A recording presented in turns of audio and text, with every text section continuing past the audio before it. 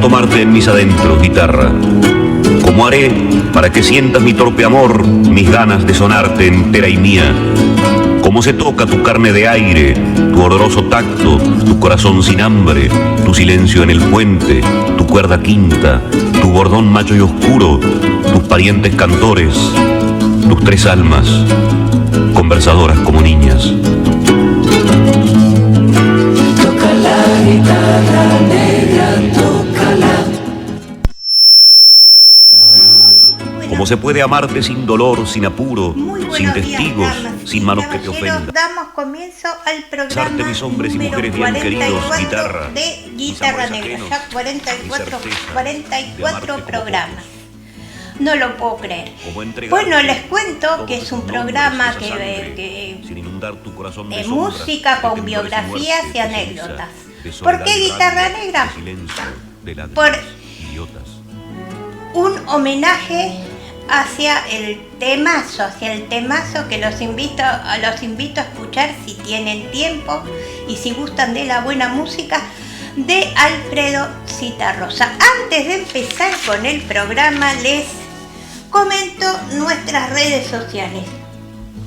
Instagram, Habemos Radio 2024, Facebook, Radio Habemos 01 y YouTube, @Habemos Radio 592.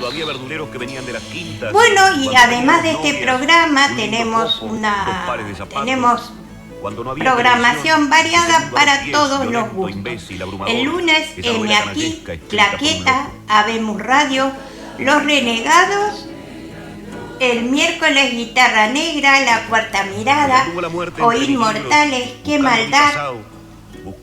El jueves, Hasta las Manos, Castillos en el Aire, Mundo Agradable, los plátanos del barrio, Otras Hierbas.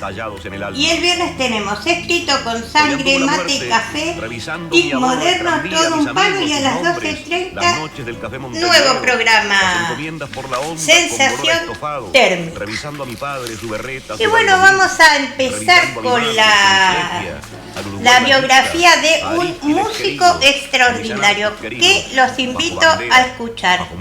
Les voy a contar vida y obra de el señor Fernando María Cabrera Cejas. La historia nos cuenta que nació en Montevideo el 8 de diciembre de 1956. Es guitarrista, cantante y compositor de música popular uruguayo. También escribe poesía, enseña y produce música. Posee una extensa carrera como solista.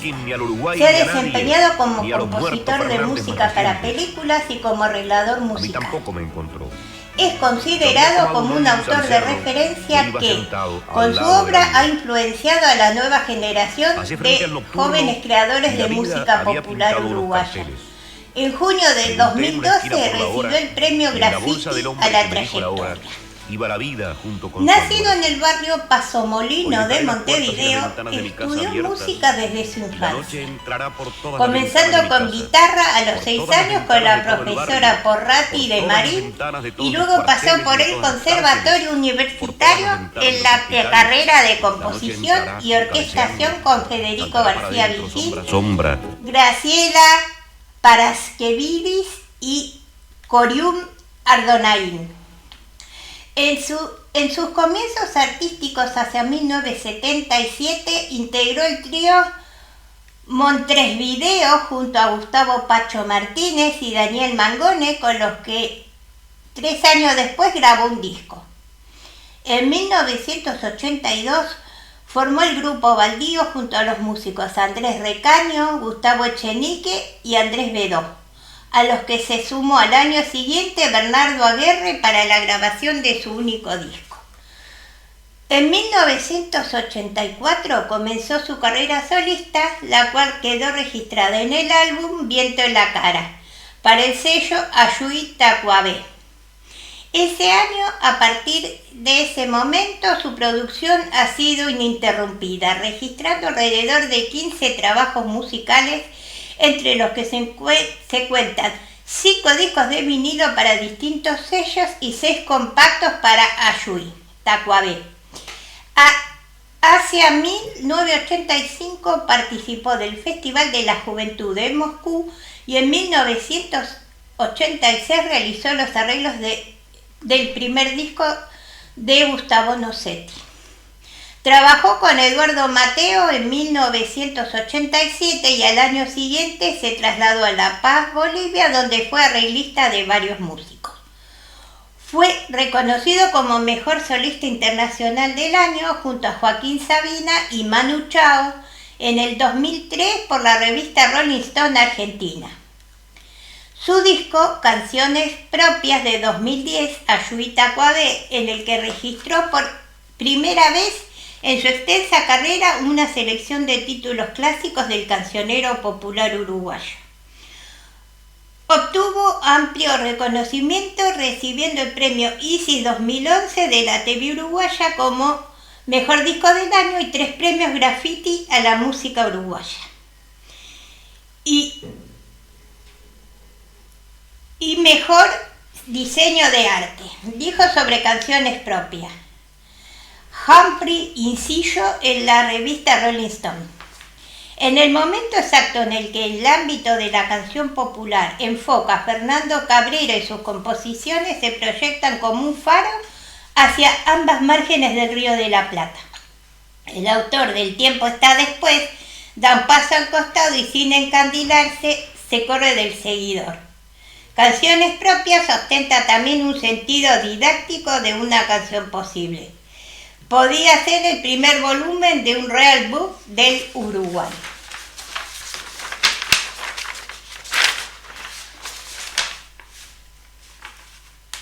Lo describe como... A ver, espérate. De un Real Book. Y bueno, y le vamos a dar los buenos días a Daniel Antagli y a Mirta. Hola Mirtita, hola Daniel, buen día, y que nos ponga el temita, el tiempo está después, por favor, si lo tenemos,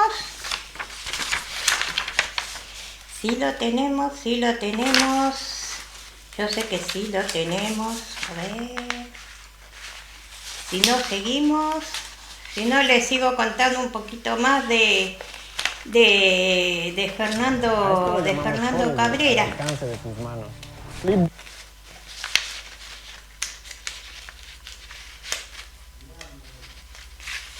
¿Está? Tiempo está después.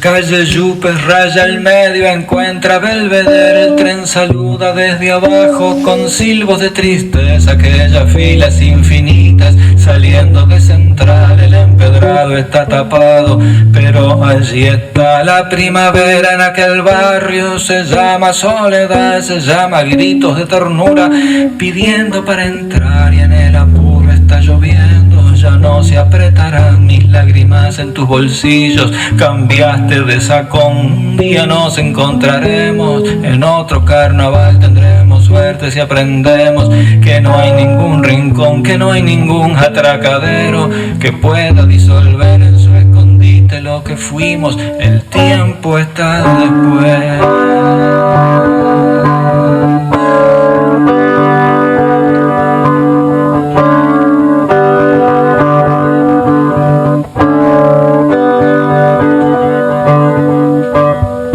La calle Yupes raya el medio, encuentra Belvedere, el tren saluda desde abajo con silbos de tristeza, aquellas filas infinitas saliendo de Central, el empedrado está tapado, pero allí está la primavera en aquel barrio, se llama soledad, se llama gritos de ternura, pidiendo para entrar y en el apuro está lloviendo, ya no se apretarán mis lágrimas en tus bolsillos, cambiaste olvidaste de Sacón. Un día nos encontraremos en otro carnaval. Tendremos suerte si aprendemos que no hay ningún rincón, que no hay ningún atracadero que pueda disolver en su escondite lo que fuimos. El tiempo está después.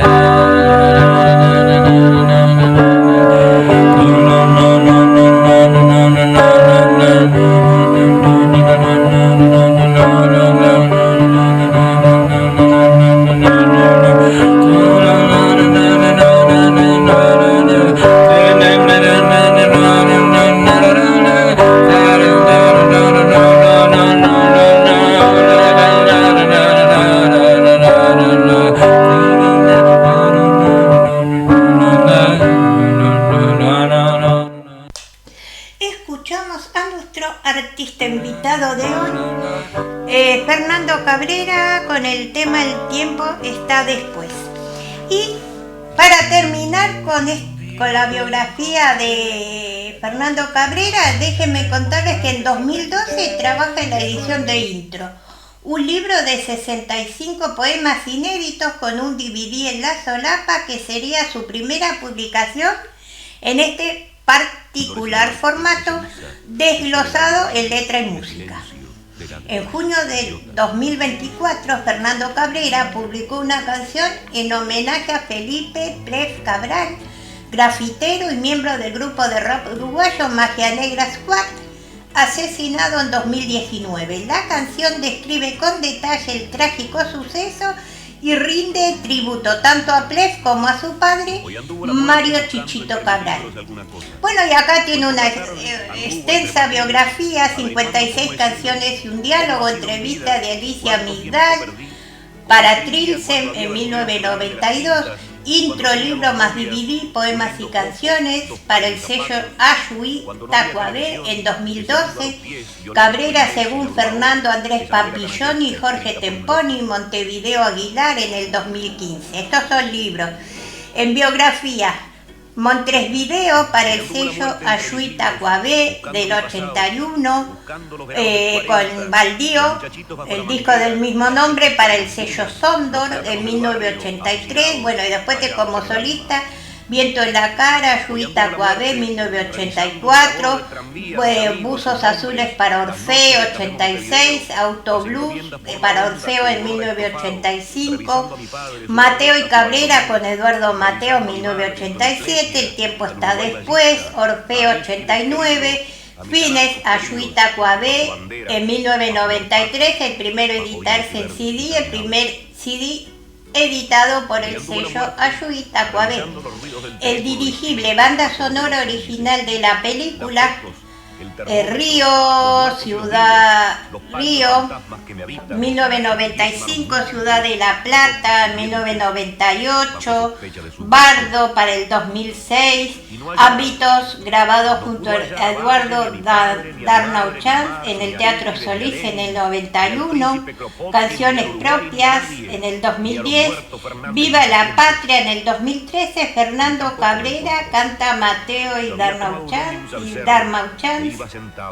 en el 2015 y Simple en el 2020. Extensa carrera, muy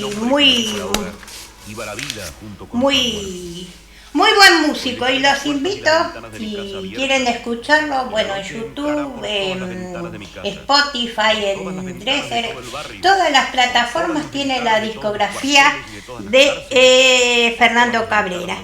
Y ahora les voy a contar la biografía del arquitecto Carlo Zucchi, que la biografía nos dice que nació en Reggio Emilia el 25 de febrero de 1789 y falleció en Neviara, Reggio Emilia, el 9 de septiembre de 1849. Arquitecto de origen italiano que trabajó en Uruguay y Argentina. También se desempeñó como grabador y escenógrafo. Exiliado originalmente en Francia por sus ideas independentistas, llegó al Río de la Plata a fines de 1826, durante un periodo que se extiende de 1829 a 1842, cumplió funciones de arquitecto oficial en Montevideo y Buenos Aires. En dicho periodo, caracterizado por las constantes turbulencias políticas y la guerra civil, realizó una importante cantidad de proyectos en el campo de la arquitectura pública y privada, monumentos fúnebres y conmemorativos y la decoración de fiestas cívicas. Entre sus obras más significativas en Montevideo se destacan el antológico Teatro Solís y el Hospital Maciel. Ante la internacionalización del conflicto rioplatense a comienzos de la década del 40, Succhi decidió retornar a Italia, no sin antes a la espera de una conmutación de su destierro. Realizar algunos trabajos en Río de Janeiro. Era hijo del abogado Troilo Gaetano Succhi y sobrino del general napoleónico Carlo Succhi. Oriundo de Italia, su formación fue en París.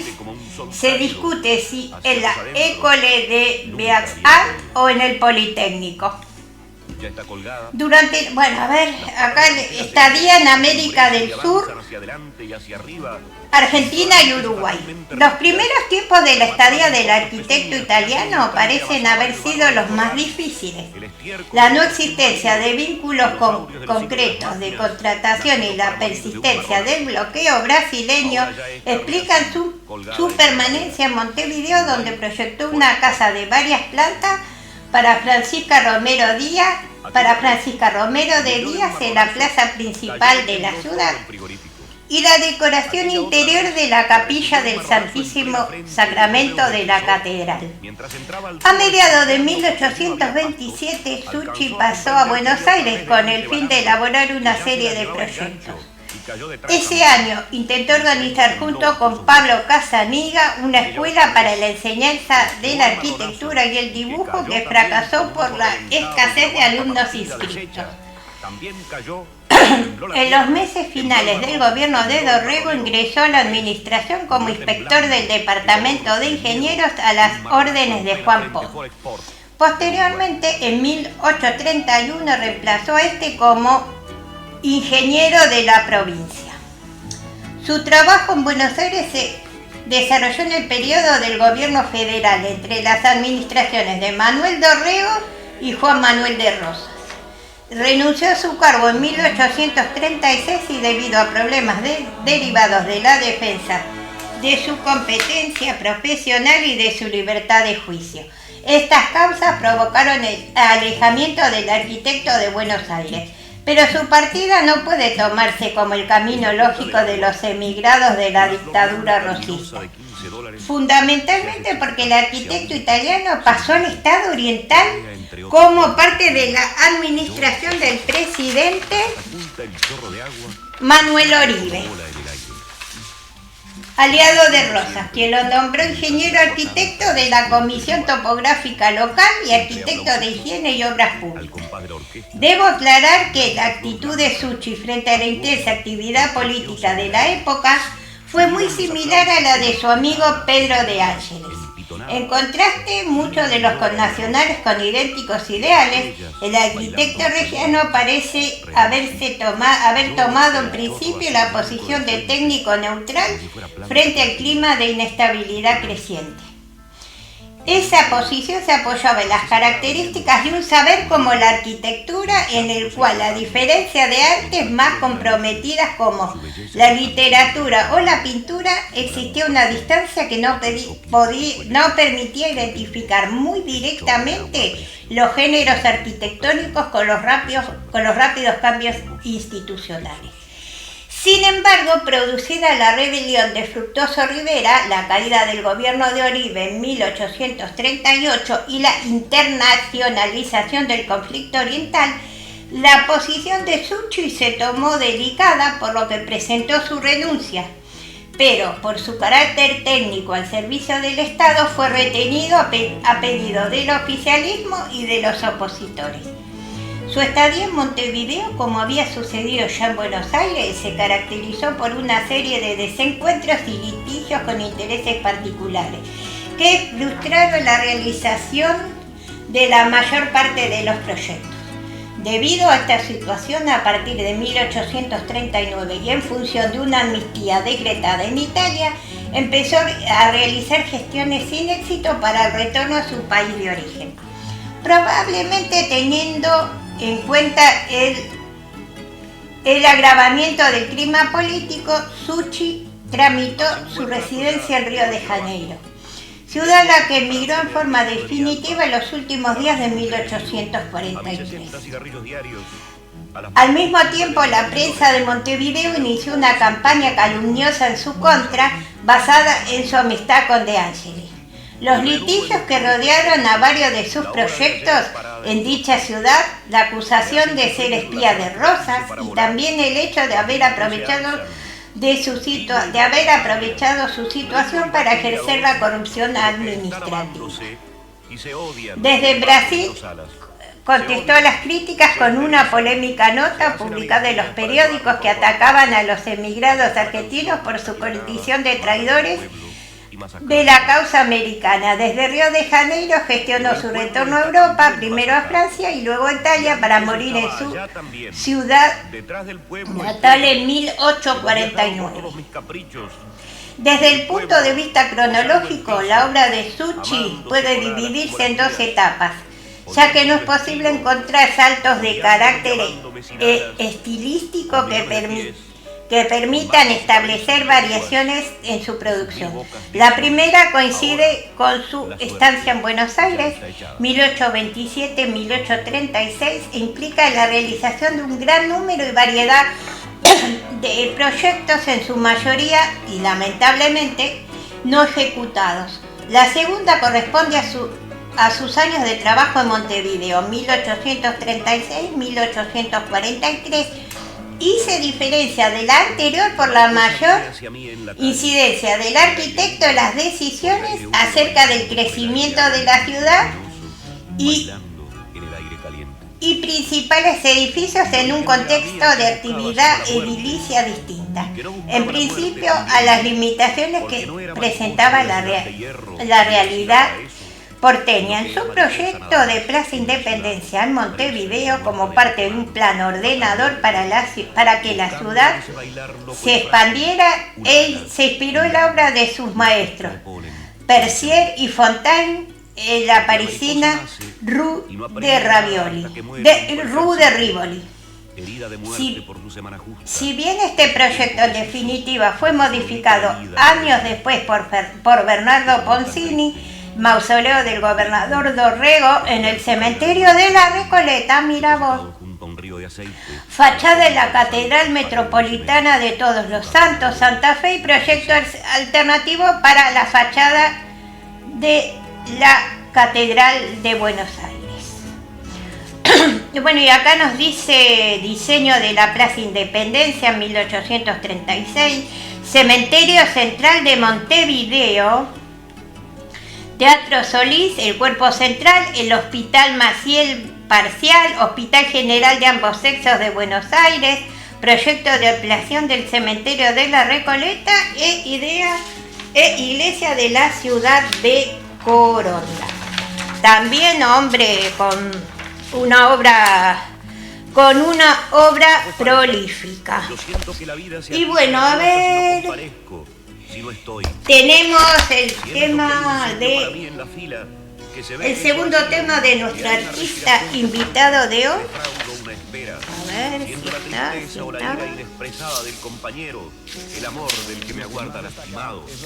ver, les sigo, bueno, entonces les cuento, les voy a contar la biografía. Manos en la bandera, el martillo en la guitarra, mi lengua en el idioma de todos, el gesto de mi mano en la preocupación de mis hermanos. ¿Cómo haré para...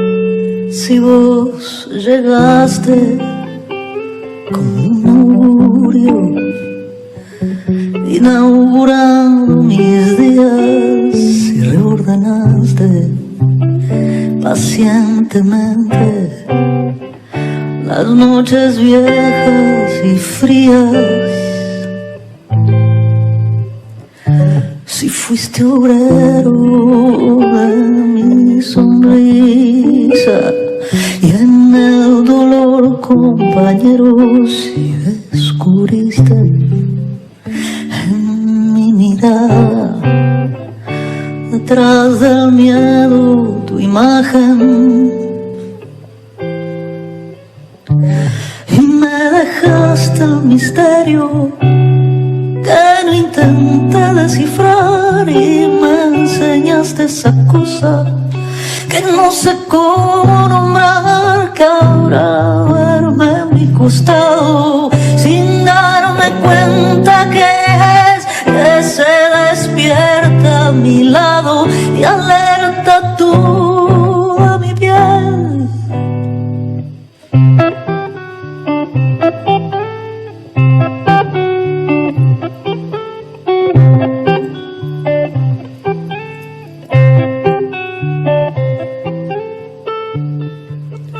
Estoy dispuesta a no buscarle ni una razón ni un sentido, quedarme sola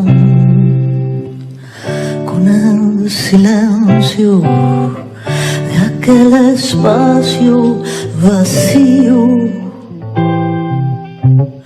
Y me dejaste el misterio que no intenté descifrar y me enseñaste esa cosa que no sé cómo nombrar, que ahora duerme a mi costado sin darme cuenta que es que se despierta a mi lado y alerta toda mi piel.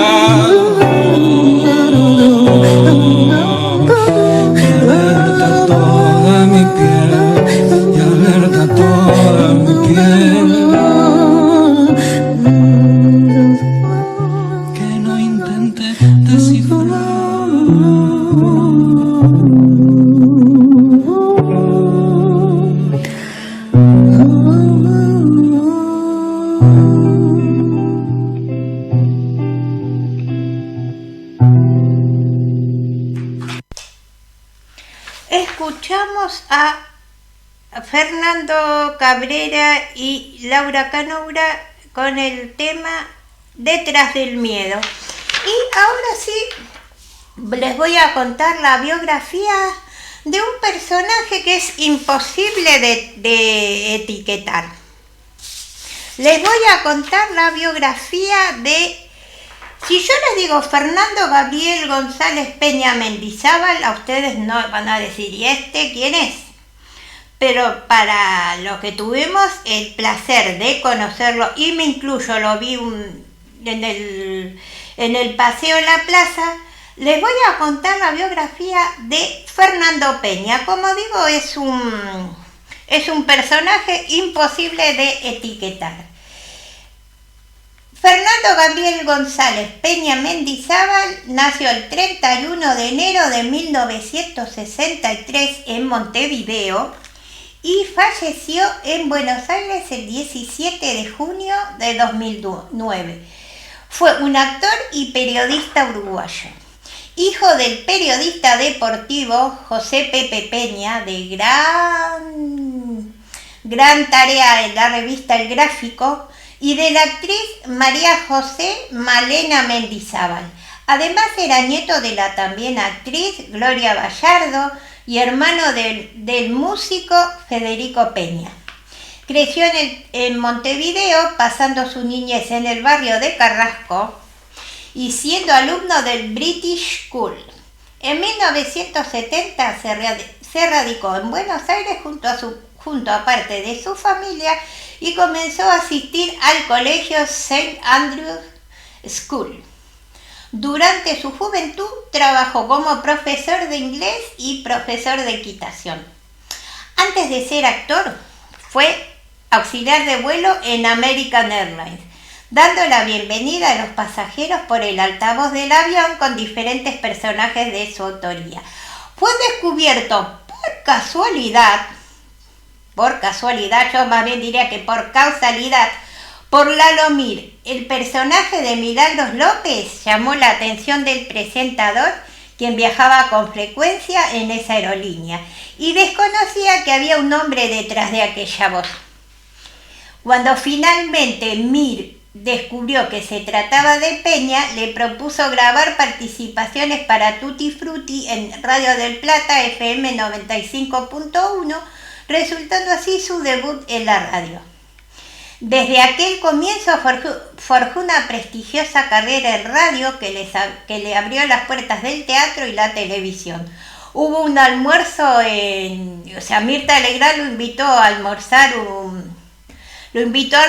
y llevó una 9 milímetros que todavía Mirta se está preguntando si era de utilería o era de verdad. Tuvo en su haber a más de 20 personajes a los cuales llamaba criaturas y llevó a muchos proyectos de diversas disciplinas. Algunos de ellos dialogaban entre sí, cada una con sus propias visiones y opiniones. Criaturas más populares y con mayor presencia en los programas: Ricardo Alfredo Ñuñoa Cruz, Dick Alfredo, Cristina Patricia Megahertz, La Mega, Rubén Ramón, Sixto Alegre, Palito. Criaturas secundarias en los programas: Roberto María Flores, Milagros Dolores Guadalupe López López, Mario Modesto Sabino, María Elena Rinaldi. Criatura con programa propio: Martín Reboira Lynch III. Criaturas con menor presencia en los programas: Rafael Orestes por el Orti, Deliadora Fernández de Fernández, Elsa Rufino, Monseñor Agustín Augusto Lago, Jonathan Bermúdez. Y criaturas con poquísima o nula presencia en los programas: Buba Celestino, el esposo de Milagros Dolores Guadalupe López, Juan Carlos el locutor, Osvaldo Jeringa, Pepe el sepulturero y Sánchez el linchera. En 2001 hizo pública su condición de portador de VIH positivo y 3 años después declaró que tuvo un linfoma en el riñón y que se sometió a quimioterapia. Y como todo artista no está exento de controversias. En 2005 se vio imposibilitado de ingresar a Estados Unidos por vivir con VIH. También en 2005 agredió a Sebastián Cuchillo Izaguirre de Caiga quien caiga, versión de Chile. El periodista intentó entrevistarlo haciéndose pasar por argentino y por sus declaraciones de odio a los chilenos. Peña entonces se percató de la nacionalidad de Izaguirre y comenzó a insultarlo y hasta lo escupió. En 2007, esto que les estaba contando recién, frente a cámara apuntó con un arma a Mirta Legrand, asegurando que la amaba y la odiaba a la vez. Independientemente de este hecho, Mirta siempre manifestó admiración por Fernando, llegando a suspender su programa cuando falleció. En 2008 protagonizó un sonado escándalo con Luis Ángel Delía durante una confrontada entrevista en el parquímetro al aire de Metro 95.1, Delía insultó vehementemente al conductor de manera incisiva, adjudicándole la connotación política y defenestrándolo a gusto y capricho, a modo de proclama. Al poco tiempo ambos fueron invitados Después de Todo, el programa de Jorge Lanata, donde se trenzaron en una fuerte discusión, extendiéndose en el cruce de múltiples acusaciones. Delía denominó a Peña transgresor trucho y el actor llamó político corrupto al dirigente.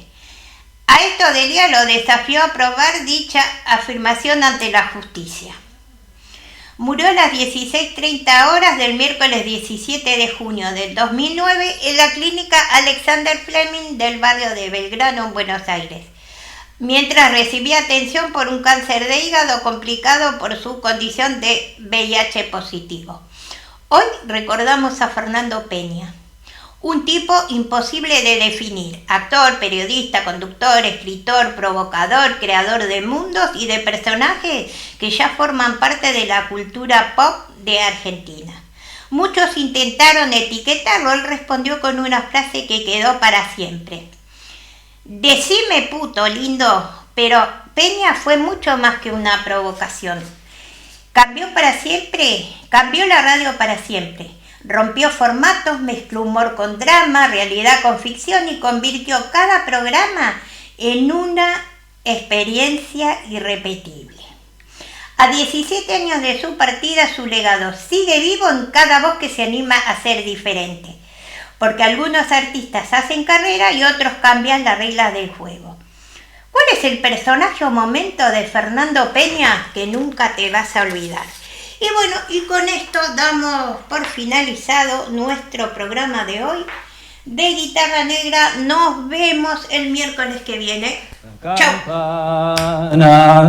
La secretaria una nota en la ventana, belleza, un gato por el pretil se despereza, simpleza, las gotas de una llovizna lavan nada. Afiches multicolores que anuncian tres parientes, candombe, la brisa trepa y resbala la pendiente, ballena que se acomoda en el río indolente, la gente que va llegando al mercado está sonriente, la fruta huele a podrido en un costado, la rata rápida